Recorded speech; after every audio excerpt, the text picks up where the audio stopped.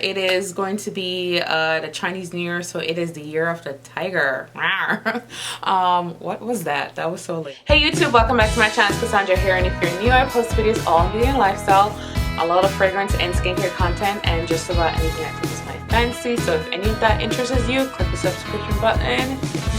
I always have a problem saying subscription button, and join me for all the videos that I post.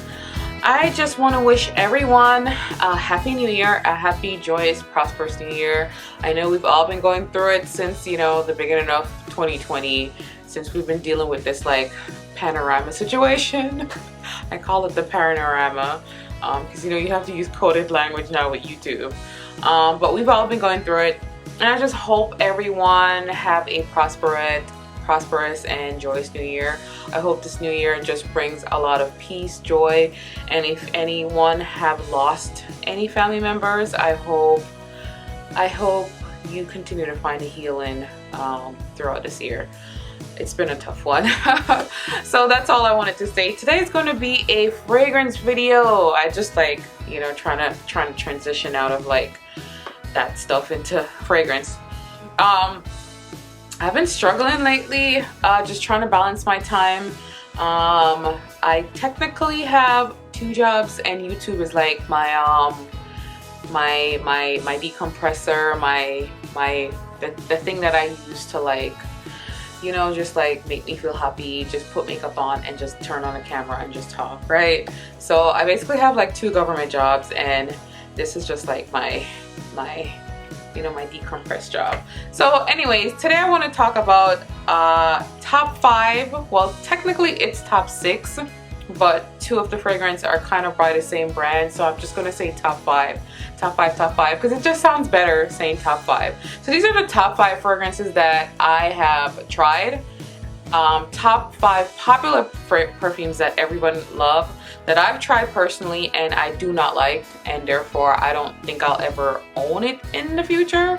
You never know, maybe my nose will change to it, but I just don't understand why people hype these fragrances up, because for me they just smell not that amazing for me to want to go out there and spend the money on it, right?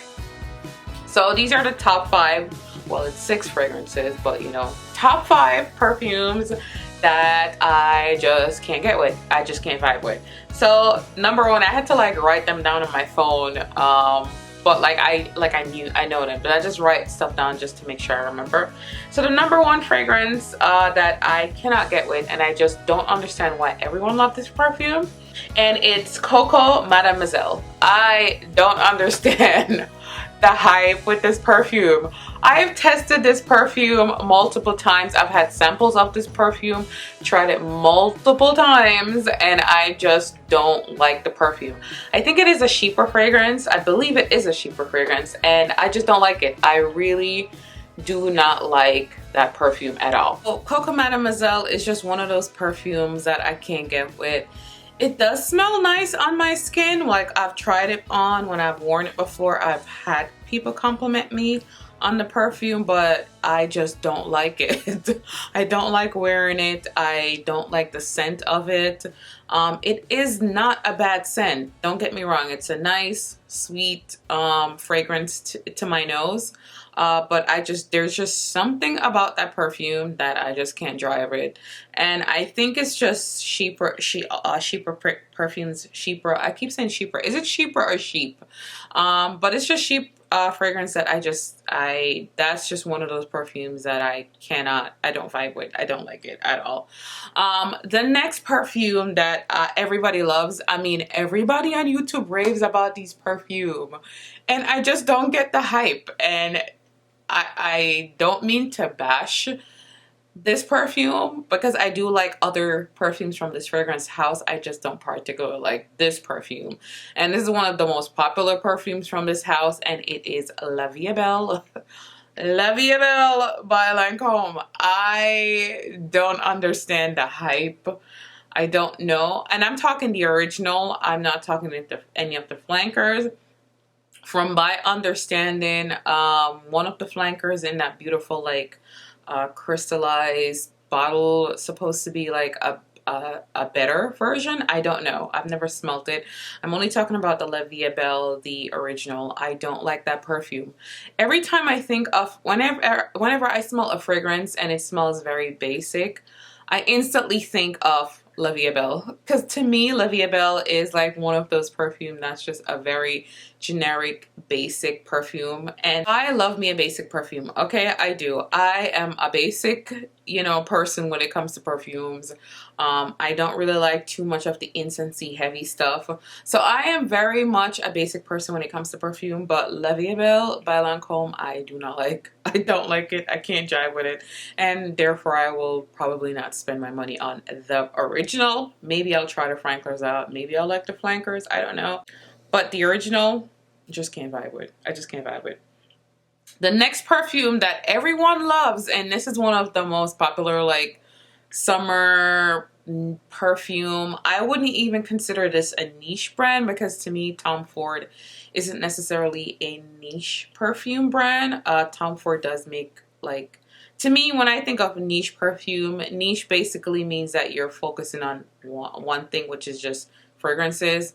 Tom Ford makes designer stuff, so I wouldn't consider Tom Ford a niche perfume.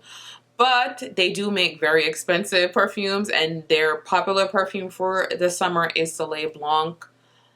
I don't know what it is about that perfume. I went in Sephora because I wanted to try it, because from what I heard, it's supposed to be like a coconutty summer fragrance, like really nice perfume. And I went in Sephora, I tried it, I put it on my skin, I tried it on the blotter. I did not like it. I didn't like it.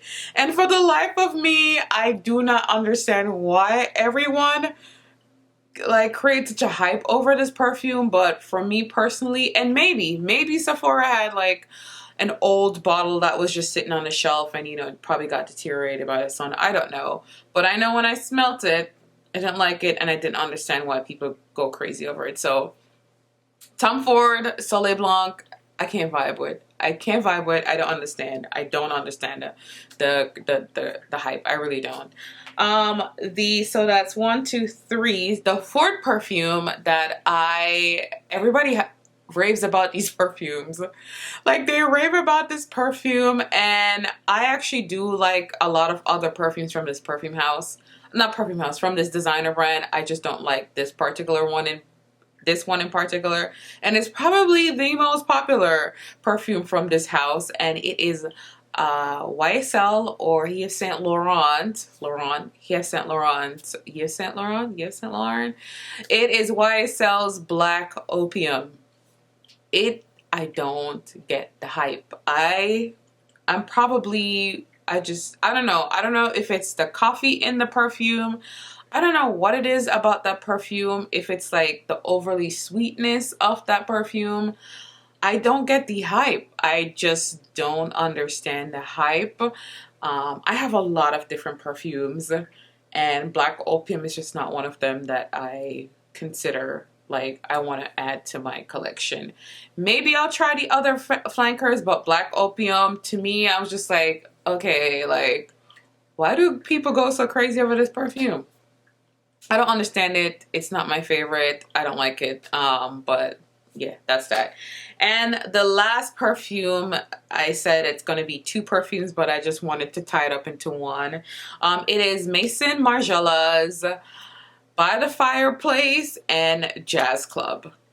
I don't understand the hype with these two perfumes.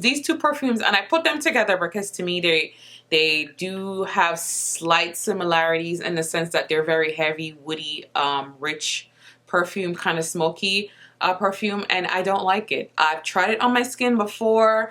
I've had a sample of Maison Margiela's perfume, those 2 perfumes, and I just don't like that perfume. For me, it smells very dirty.